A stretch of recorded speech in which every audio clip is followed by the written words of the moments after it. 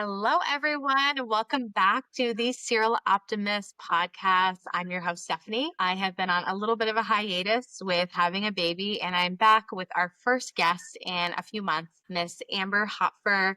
I am so excited to have you. Thank you so much for coming on today. Oh my gosh, thank you so much for inviting me. It's so funny because I like to call myself kind of the queen of networking sometimes, and that maybe sounds really silly, but I love networking and it's something I've built kind of my whole career on. And you are someone that I online network. You and I have never met in real life, and we had met on, I think, an Instagram DM, one of either me or you. I can't remember. Do you remember our story?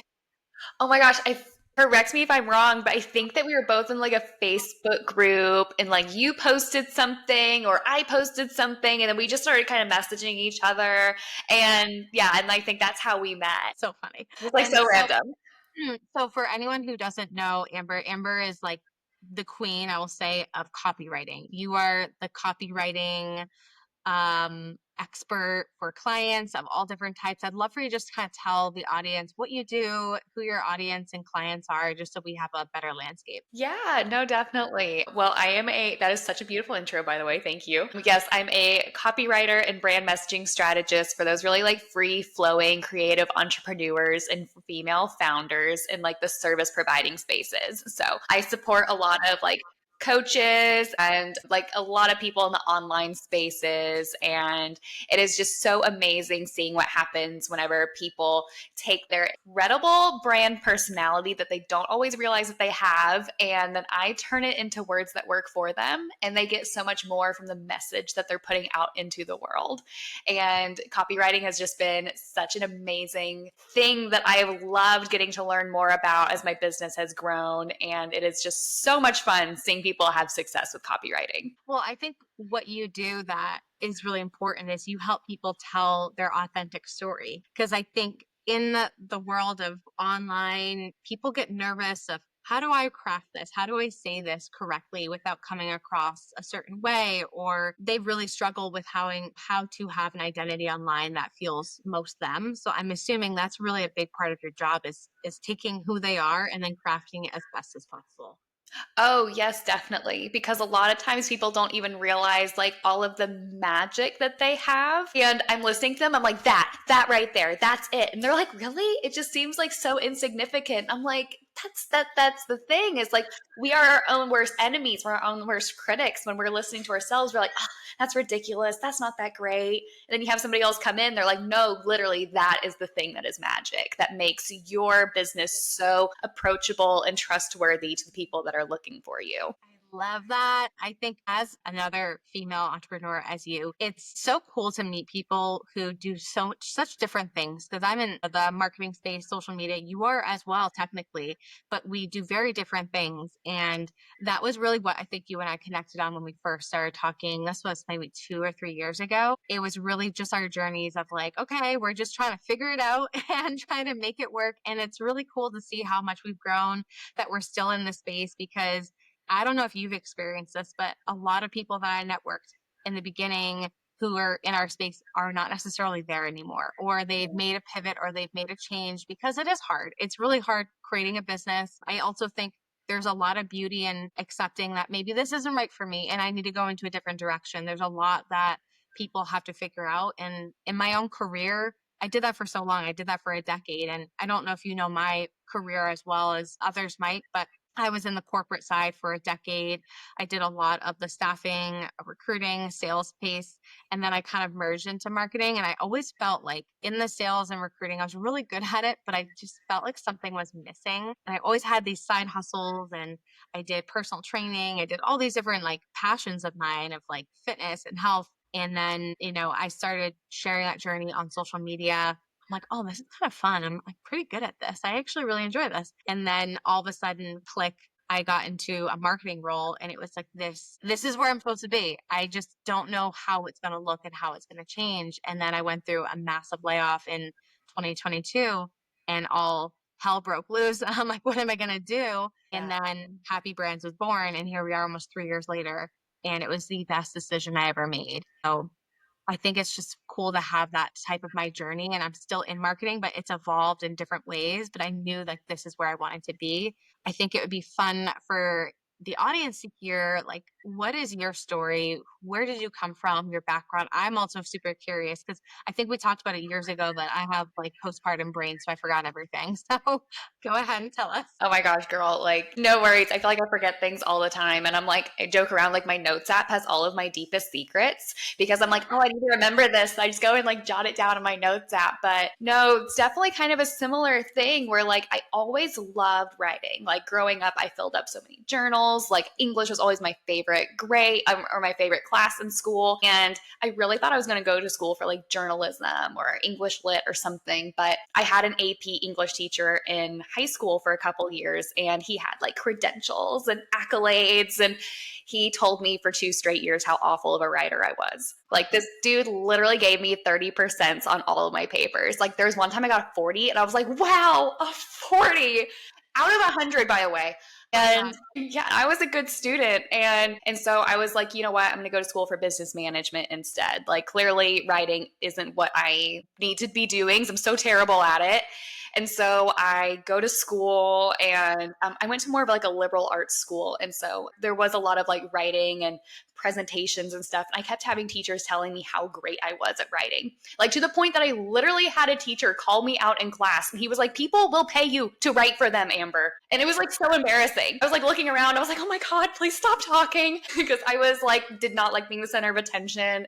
And so I like kind of like plugged that away in the back of my brain for a little while. So I got out of college and I started working at a hotel and conference center as a sales manager. And that was really fun. It was really upbeat and wild because hotels are 24/7.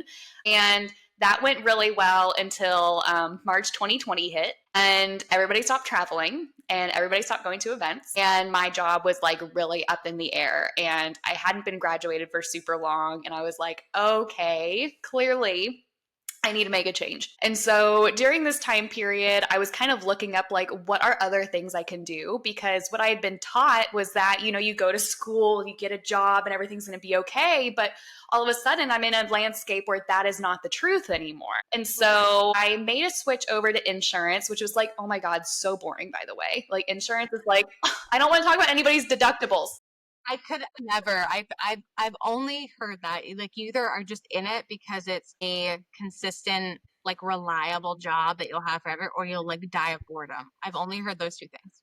Died of boredom. It was so boring. And so I'm in that space and I'm just like, I'm looking online. I'm like, I've got to find something else. Cause that was basically like my fallback plan was insurance. And I was lucky enough to be able to have something like that to do. But I started looking and I found copywriting. And so I started looking into it. I think my Google search was like how to make money with a creative job so that you can like, you know, feed a family of 4. That's not just like a pizza. And I found copywriting. And I was like, no way. This is like a whole job where you get to talk to people and write and make money. I was like, this is so cool. So I impulse purchased a course, and it took me a little while, honestly, to get my business started. I had a whole lot of doubts about the whole business thing. And so I finally decided just like jump in one day and start calling myself a copywriter. And so things really started taking off for me whenever I invested in my first business coach. And she was like, here's how you can actually like meet people and like get clients. And she told me to start networking. And I was like, what? Networking? Like I came from the corporate world. Networking was not a very fun word for me. And I had like this very negative connotation towards it. And so she was like, just try it. And so I went to my first networking group. There were like 8 people there, and I had to actually call myself a copywriter, and believe it, I got a client that afternoon from that event. And I'm not saying that happens at every event that I go to, but that was the first one that I went to, and I got a client. It was a legit amazing one. And that is basically like what took me off in my business. I was like, this works. I feel like having a win like that is necessary. And that's like divine timing where it was like, all right, God's going to give you a win so you can be like, okay, well, I can actually do this. Or you also, in my case too, when I first started, I was like, okay, I have my first client. What the hell am I going to do? I hope I do this right. And you learn and you have to kind of figure out your craft. But it sounds like it just worked out the way it was supposed to. It really did. Like I look back and like that was the moment where I was like, okay, this actually works. And then it followed the immediate panic of now I have to actually deliver something and feel confident about it. And the project ended up going so great. It's still in my portfolio. It's just such an amazing couple people that I got to work with. And that was really what just like every time that I started having some doubts, I like fell back on that moment whenever it worked. And I was like, this is what I meant to do. It totally works. And I just feel so blessed that I've been able to do this. I'm so happy for you. And I think you're not alone in the doubts. I think so many of us, especially entrepreneurs, have like that limiting, self-doubt belief in themselves because we were taught from high school that you go to college, at least for like millennials. And are you a millennial or are you Gen Z? Yeah. You're like, and so we were taught you go to college, you get a 4-year degree, and then you get a job. And like our parents had jobs for 10, 20, 30 years. We weren't really talked to about, at least I wasn't, layoffs, getting fired. And like, it was like, don't do, do your job so you don't get fired. But we were never talked about layoffs. It was never like, what if I hate my job? It was like, you just work a job and you like it and you provide for your family for so long. And I think so many millennials were kind of told that lie. And maybe that sounds really naive to like, of course you're not going to like your job, but our parents and grandparents worked jobs for literally decades. And that was just like what you did. And then it became, I feel like popular and more social norm to actually, oh wait, do I actually get fulfillment from my job? Do I actually love my job? And I remember hearing from so many bosses, like, you're not going to be fulfilled from your job fully. You're not going to love it. Like it's a job, you're making money. It's okay. And that's what I sold myself for like over a decade when I was in corporate, where I'm like, okay, like I'm really good at it. I'm getting better at it. But then there's like a piece that's missing. And then there's sometimes like, I just hate my job. Maybe I don't. And I'm just like having some doubts. And that was when I started my own business, was like, I have a lot of doubts of my ability to perform because of these doubts I've had. Like, I want to be the best at this. And no one's the best when they first start. And I think that's what we need to remind ourselves. Like, you're never going to be the best immediately, but you are going to get better and you are going to get clients. Like you said, you went to a networking event and got your first client. I literally went to a dental office to get my teeth cleaned, and I got my first client when I was testing out doing social media marketing. And I think jumping in and going all in and being not afraid to fail, and that you truly can get full fulfillment in a job and a career, I believe, if you really find the right fit. And that can take time. Yeah, no, it really can take time. And a lot of it comes from whenever I was getting started, the hardest thing for me was like the motivation. Like I was just so scared. And then I learned like you get the motivation from taking action Yes. and getting those wins and even getting the no's. Cause it's like, even whenever you get a no, it's like, no doesn't really mean no. It means next one. Like you keep going. And I've had no's that have turned into yeses later. And I think so much of it comes from, being really optimistic and seeing the bigger picture, even in the moments where things are feeling heavy and feeling difficult. Cause I feel like I really love de-influencing like business, because I feel like a lot of times it's so like we see it everywhere. It's like I work 3 hours a week from a beach in Bali. And it's like that's not really the reality for a lot of us. Like I No. feel like that's like 1% of business owners.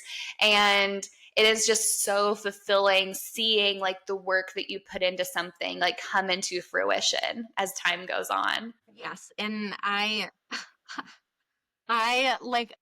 in theory, I love and I would love to work 4-hour work weeks. Like, I think those are great. Like, technically, I've been doing that a little bit in my postpartum, like coming back into work. But to me, I'm not at a place where that is even like long term scalable. I always talk to, new entrepreneurs who don't, they're like, I quit my job so I can work less. I can create my own hours. I'm like, newsflash, you're going to be working way more when you start your own business because you have to build the foundation. It's the same thing at like a corporate job. If you work hard and you start building, your pipeline, and then all of a sudden work starts getting easier down the road, yes, you work less. It's the same thing. You have to build that foundation. And that's what my fiance and I are doing. We're building it with our business with Happy Brands, but it's also with our real estate business. So that allows more, freedom to work as little or as much as we want. But that does not almost always happen in the first 5 years, I would say. I know people who are 10 years in who still aren't there. I think it's really about like how driven you are, what your goals are, how you want to set your life up, because one person might need 5,000 a month to survive. Someone might need 25,000 a month to survive, Yeah. depending on how they live their life. And so I think comparing is so dangerous, but I've been there where I'm like, I would love to work from Bali for 3 hours a week. That sounds great. That's just Yeah. not realistic. No, no, I totally get that. And I definitely feel you where like that comparison falls in. Like when I was getting started, and this is, I mean, this is something I still do. Sometimes I follow other copywriters and I see what they're doing. And I'm like, oh my goodness, that is like one, so amazing. How cool for them. And there's other times where I'm like, dang, like, why am I not there yet? And then I look back at like where I am and I'm like, I remind myself, I'm like, look at all the amazing things that I've done. Because I feel like entrepreneurship is such a glass ceiling. And a lot of times we're like, oh, when we get to this milestone, we'll celebrate. We get to like this like monetary milestone, that then we'll have made it. But it's like until you actually start celebrating all of those small wins along the way, like even whenever you make it to like the big one, sometimes you still feel like, oh, well, that high achiever mindset is like, wait, there's still this other thing we want. So we can't celebrate till we actually get that next thing. Where like 6 months ago, you're achieving what you are wanting. And that has been one of the most eye-opening things for me, like with like optimism and motivation along the way, is like actually celebrating like the little wins. Like that's made all of the difference for me, and it's completely changed my perspective on like the big wins that I do get, because it's like now whenever I get those, it's like even so much more exciting. Totally. And I think in the world of small business and entrepreneurship, it's so easy to get into that space of like, oh, we didn't close that deal. We have to move on. We have to do this, or we're not there yet. Or we compare ourselves to someone who's having like, started business a short amount of time ago and is, more successful or making more money or whatever that term success means for you. I really don't look at anyone's social media anymore. Have made because it always put me in a place where I felt like I wasn't doing enough. And then I would be killing myself with burnout, trying to do more, trying to do this, trying to level up here. And then I realized I'm like, I'm doing enough because I'm paying all my bills. I can pay all of my staff's out, all their salaries and what they need. Then we also like are able to reinvest back into the business. And I love what I do every day. Like I think there's so many different terms of success, and that can be financial. I think it's waking up and actually enjoying what you do and not having like work anxiety or Sunday scaries. I haven't had the Sunday scaries in years. And I'm going to tell you, that was probably the best feeling. I remember that first Sunday. I remember it like it was yesterday after I left my last like corporate job and I went full time into this. And I woke up on like Sunday and I was like, I get to completely craft my whole week. I can do whatever I want. I get to go talk to clients. I get to choose my clients. I get to wake up and go to yoga at an 8 or 9 a.m. class instead of being on a Zoom call with 30 people on about a meeting that doesn't matter. Like you Yeah. just change your life. And so I think it's really important for all of us as creators and entrepreneurs and small business owners to remember that it takes time, but you have to figure out what is your business and what you want it to look like. Cause I'm someone who likes having a staff. I want to build to something bigger than, for me, that I've always was like, I want to run a company and I can do all the roles, but I'm not necessarily going to be doing all the roles. I want to give people opportunity, jobs. That's something that's really important to me as a female business owner. And then I have friends who are like, I want to be a solo social media manager and that's what I want to do. I'm like, that's amazing. Like, I think there's benefits on both sides. And just because, and I've had friends like, oh, well,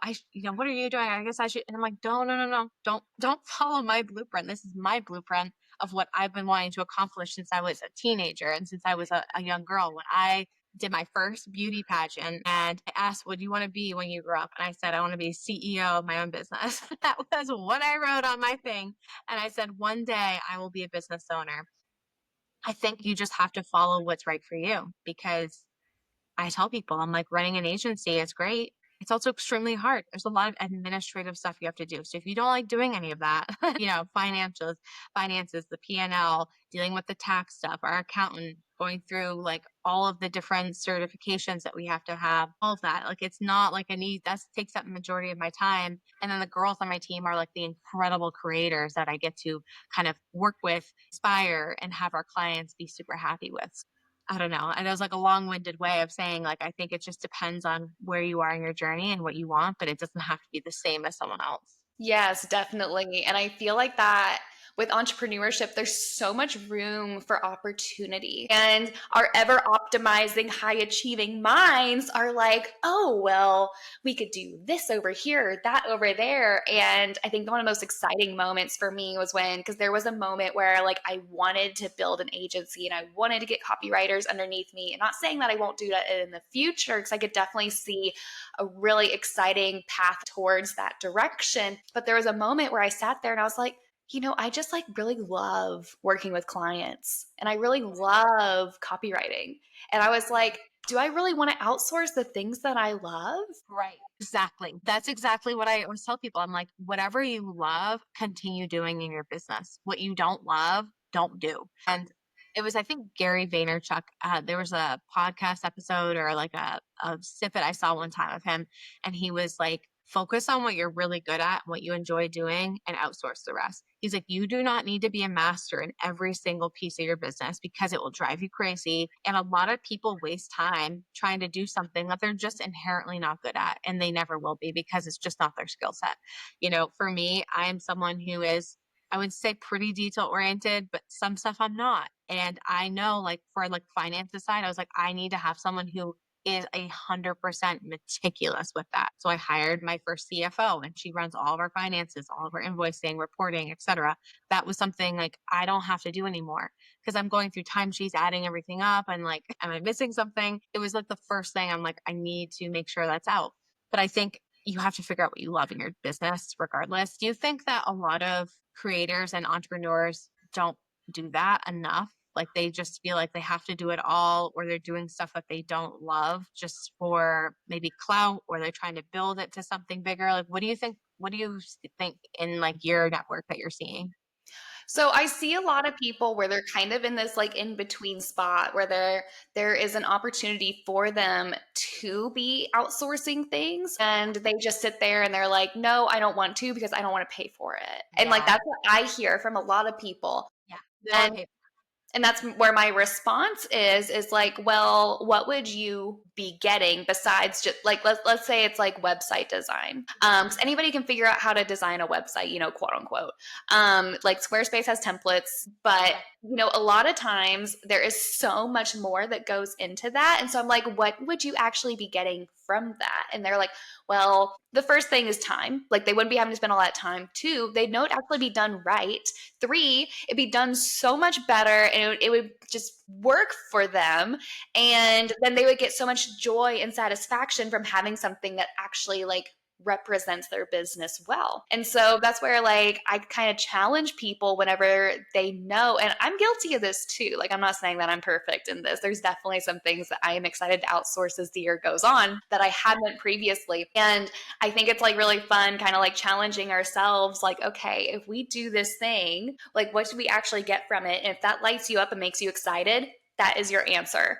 And so if you're like, oh, I'd be really excited to have somebody come in and do this for me in my business, be like, okay, that's the answer. Call it a write-off and move on. And I think you're right on that. That's probably the number one pushback I ever see in business is price. I don't want to spend the money. I'm like, well, you're spending twice as much time trying to figure this out because it's not your skill set and you're wasting it and you're actually losing money on the other end of something that would make you money and generate. So it's really for me, I'm like, you have to think about the ROI. Like, what is it worth your time versus just paying, let's just say it's going to take you 40 hours to make this website. Okay, how much is 48 hours of your time worth? And whatever your hourly rate is, whatever you charge, you think about how much that actually costs. Let's just say it's 100 an hour someone charges. That's $40,000.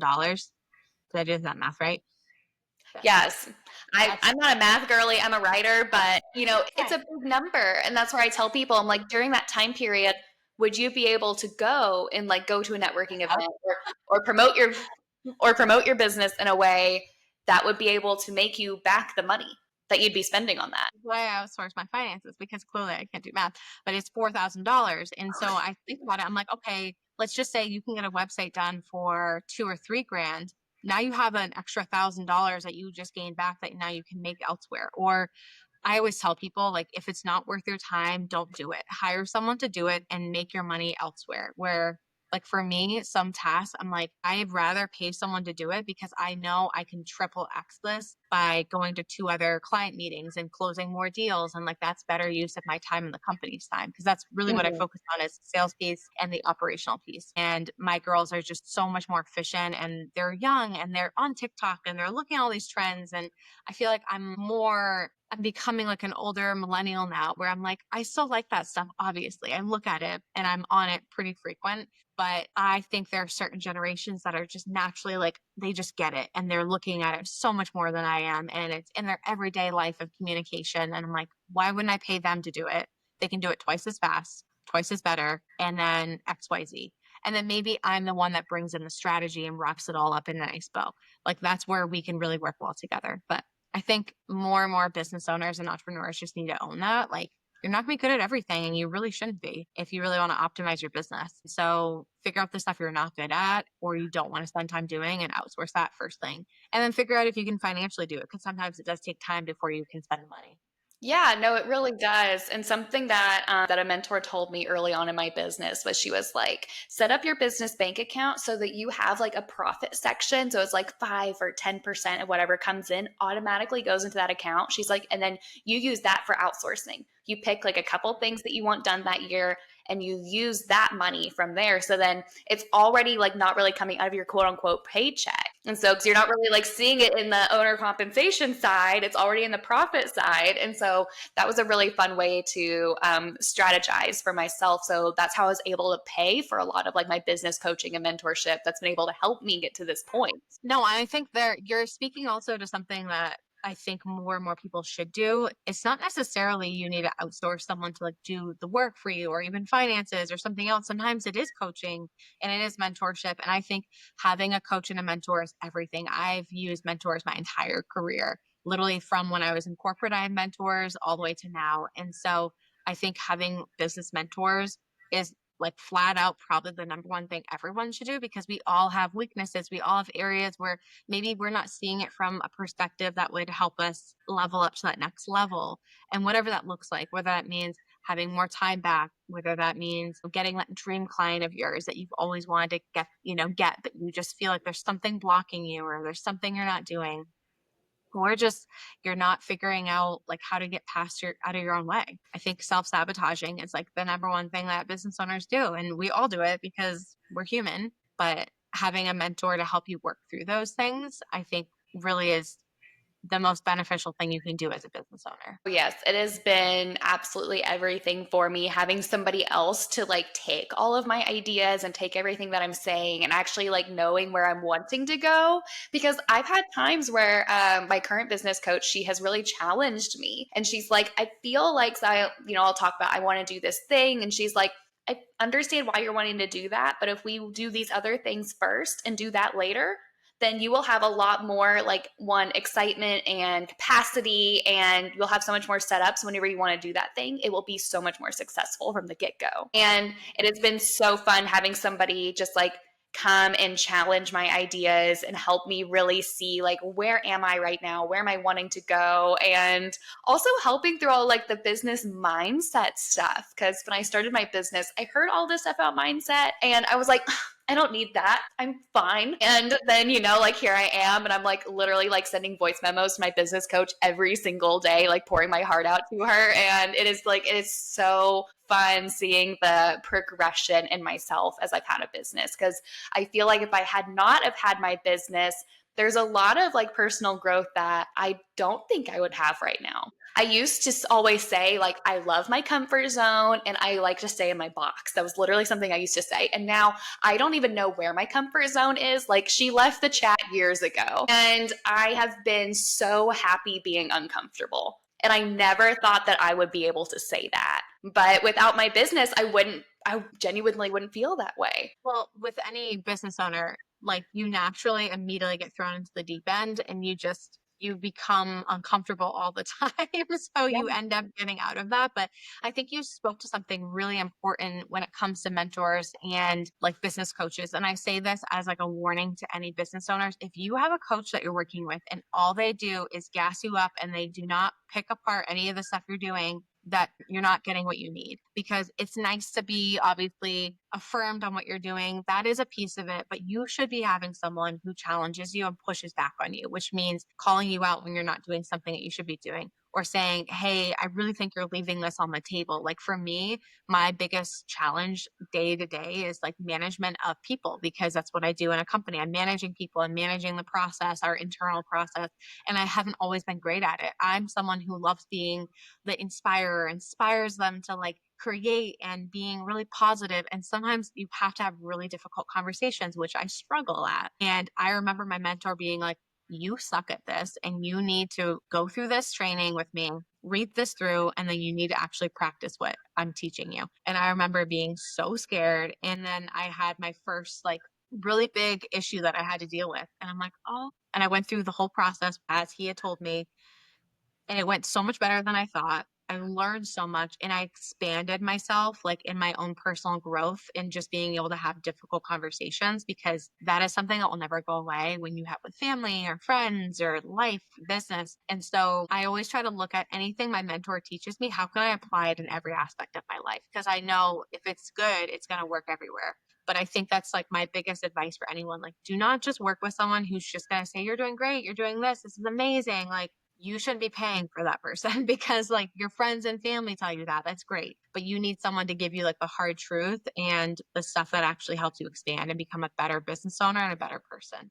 I completely agree with you there because like I tell people like there's no growth unless like you get challenged. And like my coach has definitely told me where I'll be like, I don't know why this isn't working. She's like, well, have you done this, and this? I'm like, no.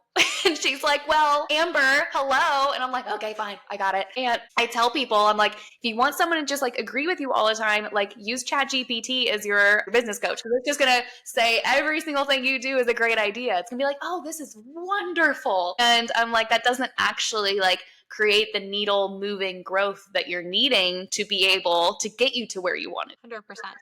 100% agree with you on that. Well, before we head out, I always have two questions I always ask people. What would you say is probably like the biggest win or the biggest loss in your business that you've had over the last couple of years? I think it's helpful for people to see the realistic side and also like the positive side. And then once like one piece of advice you'd give someone who's like just starting their business. So those are like kind of two or three questions I'll ask you. Okay, so I think my biggest win was I went to an event that I wasn't so sure about going to. I don't know if anybody else is like this, but nobody believes me, but I'm an introvert. And sometimes before a big event, I'm like, oh, it's going to be so many people. I don't know if I want to go. And so I went to this event and ended up being super fun. I met a lady who became a client. And she became a client a couple months later. And then a couple months after that, somebody else that was there at that event referred me to someone who became a client. And then that client referred me to somebody else that was a client. And one of those clients has been like a recurring client. And all of that stems from like this one event that I went to. And that has been like one of my biggest wins and takeaways in business is understanding like there is such a ripple effect. And relationships are really what has carried my business. Me being willing to show up and actually be present and talk to people and connect with people and follow up with people. Like that's how you and I met. It was through like follow up and connection and all of that. And I think that has been like my biggest like win and blessing in business is learning how to understand how everything works together and understanding that like my action is what drives the results that I want. 100%. That's exactly, I agree with you on that. And I'm the same way. Everyone's like, oh, you're so extroverted. And I'm like an extrovert introvert. I can turn it on and be really extroverted, but generally I'm like, okay, once I've done something social, I need to be alone for like 5 to 10 business days. And so Mhm. I'm the same way. I'm like, I always get this like nervous, like, should I go to this event every time I'm signed up for something? And every single time I go, I get something out of it. And so, and the ripple effect is always true because it's someone who knows someone who knows someone. So note to everyone listening, go to your networking events. They're always Yes. worth it. They're always worth it. And I think you asked like what was the biggest loss in business. And it's crazy because every loss I feel like I've experienced has turned into a gain. But I think that's like my optimistic point of view of it. I think If I had to pick one, I think it was my biggest loss in business was I had a really bad client fit about a year ago, and it turned into a whole legal thing, and I nearly quit my business over it because I was so scared of it happening again. Oh my gosh, that's terrifying. That's like worst case scenario for any creator. It was so scary. It was also the biggest contract I had ever signed. And it turned into, it was months, absolutely months. And I nearly quit my business over it because I was so scared of it happening again. I was like, I felt like I couldn't protect myself. I was like, what's stopping other people from doing this? And I finally sat down with myself one day and I was like, okay, Amber, you have a choice. We can either shut this all down and find a 9 to 5 and just do that. But when I thought about that, like that made me so sad. I was like, but I love what I do and I'm so dang good at it. And so I decided to just pick myself up from my bootstraps after I moped around for a little while. And I was like, all right, I'm going to freaking do this thing. And it has been like about a year-ish since that happened. And I think back to if I would have quit, all the blessings that I would have lost out on. Yeah. And so it's like, while it was a loss in the moment and it was such a heavy time for me, picking myself up and just deciding that I'm going to keep moving forward, deciding that there are so many great people in the world. And I've been in business long enough to have, something crazy happen was an achievement. And so that's how like a loss actually turned into a very big win for me. I think that's a really important one. And I think we all go through that in business. Not everyone likes to talk about it because they're like, I don't want to like, advertise that I like didn't do good at this or something happened. And I had that happen actually my first year in business and I almost quit my business as well.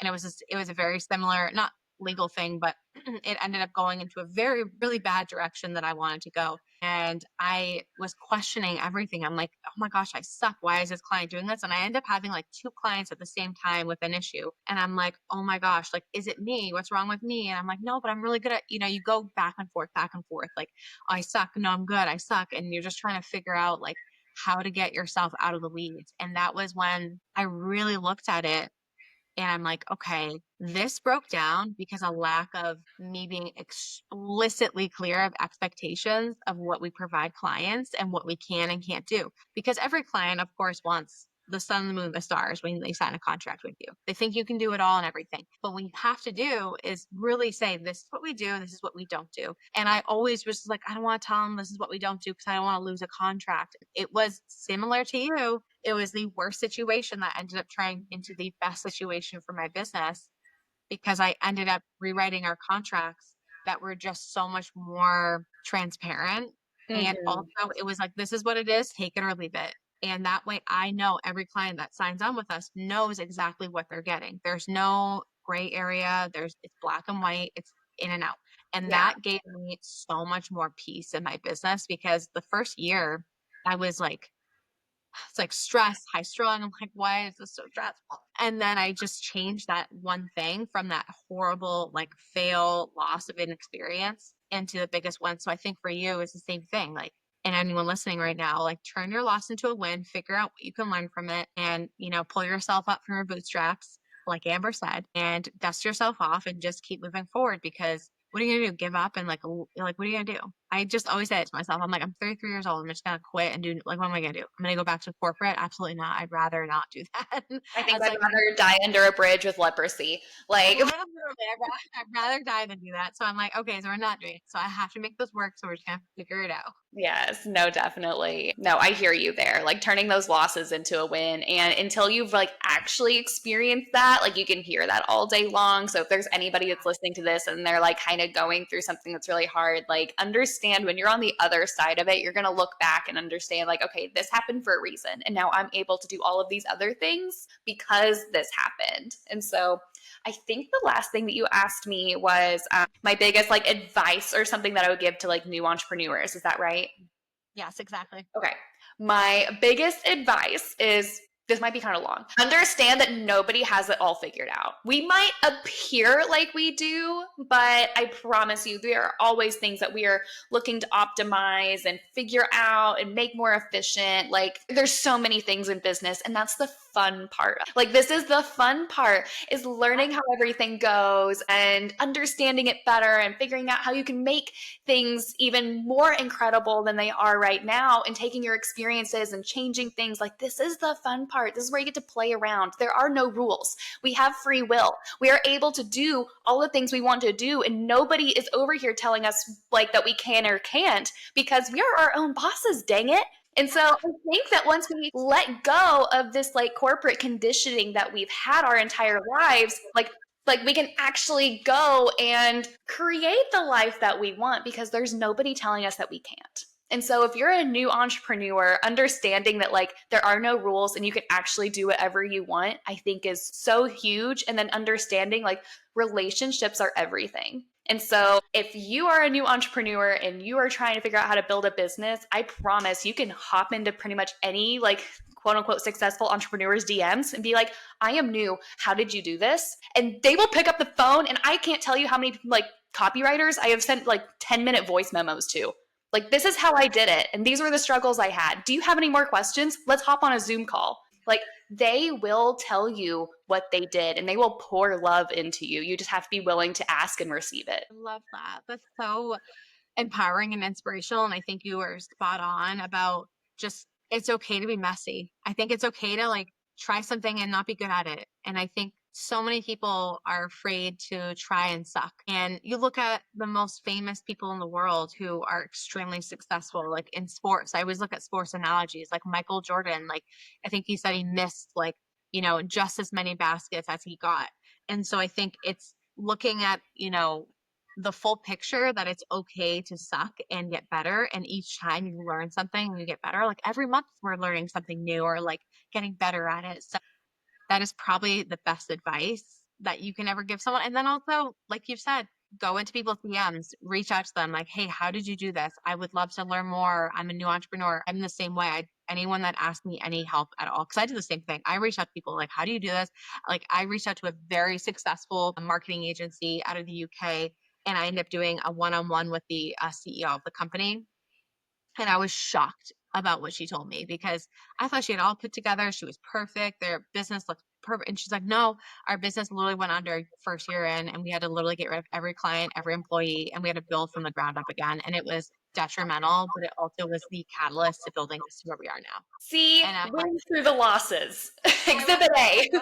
I know. And I was like, no way. I would have never known that. And that was because I asked. And the same thing now, when a social media manager or a marketing agency owner reaches out to me asking, like, how are you building this? What does this look like? I'm an open book. I'm so honest and transparent, because there's enough pie for everyone to have a piece in this game of business and life. And there should be nothing like, you're never competing. You're always just trying to be better than where you were yesterday. And there's just no reason to be competitive and like hold back like the secret sauce, because your secret sauce might actually not work for that person because it's your secret sauce. And same thing for me and you, etc. So I think sharing is caring. And it's just Yeah. important to do that. No. I love all of this. And I feel like we think that there's like so much competition out there, but like, I mean, I have so many copywriter besties. I have so many like blog writer besties. Like, we are all just like cheering each other on, and there is so much opportunity and room. Like I tell people, like, I need like what, like 20 website copy clients a year or something like that. Like billions of businesses out there, billions. There's so many businesses. It's actually insane how many businesses there are, that there's enough for all of us. Absolutely is. So there is so much room in the world. There is no such thing as a saturated market, unless you're like literally, unless there's like thousands of people doing the exact same thing, going through like the exact same people. Like, it just doesn't happen. Like, there's so much opportunity and room for everybody. Nobody is behind. Everybody is exactly where they need to be. And no, it is such, the entrepreneur space is like, if you're new and wanting to get into it, absolutely you should. Like, you will not regret it. And that is the perfect way to end this segment. I'm so happy to have you on, Amber. I love your spirit. I feel like you are someone who just like everyone should know and follow. So please do your shameless plug of where to follow you, where to reach you. If anyone needs copywriting and they want to hire Amber, she's incredible. reach out to her. If you can just give your info, and I'll also put it in the show notes for everyone too. Yes, no, thank you so much. This has been so much fun. Definitely connect with me on Instagram. At the moment, my Instagram handle is Amber Nicole _ Creative Co. And my website is ambernicolecreativeco.com. If you are a female founder in the service providing spaces and you're ready for words that actually work for your business and are not certified boring, and bring you in those dream clients that you're loving, I would love to be able to support you in that way. Or if you have equally amazing friends that you're sitting there and you're like, so and so said they're wanting to go through a rebrand this year or start to show up differently, like, I am your girl. Send them my way. And if you are an aspiring business owner and you just want to connect and get in my space, definitely hop on my email list and we can definitely stay business besties. I am going to be, probably by the time that this podcast is uploaded, I'm going to be offering, they're called Copy Office Hours. It's going to be a free bi-weekly hour where you hop on and ask all of your copywriting questions, and then you get to meet other really cool women entrepreneurs at the same time. So I will definitely be joining that because I think that's such a fun way to network, and that's like a fun thing to promote. And it just gets you in front of as many people as possible, which I think always brings in more business, always when you do stuff like that. Yes, definitely. So I will make sure that all of those links are available below. And so thank you so much for having me come on. This was such a treat. Yes, thank you so much, Amber. And anyone who's listening, remember to subscribe to our YouTube channel at the Serial Optimist podcast. And then we are also on Spotify as well as Apple Podcasts. And then all of our little snippets will be in social. So follow us on Facebook, Instagram, TikTok, everywhere. Thank you so much for your time, Amber. Yes, thank you.